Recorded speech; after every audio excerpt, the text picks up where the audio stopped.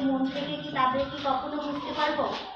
কখনোই বুঝতে পারবো না। শুধু বাগেরহাট খানজাহান আলী ডিগ্রি কলেজ কর্তৃপক্ষের আয়োজনে কলেজে কর্মরত ৮ জনকে অবসরজনিত বিদায় সংবর্ধনা প্রদান করা হয়েছে।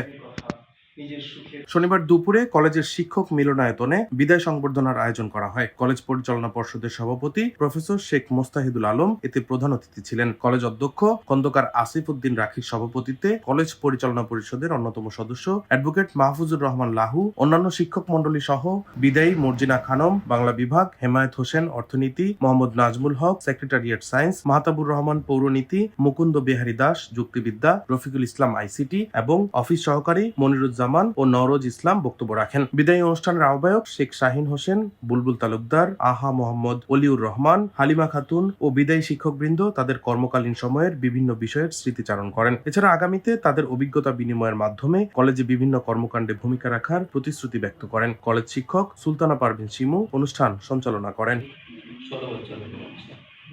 ডেস্ক রিপোর্ট, দৈনিক ডেস্টিনি।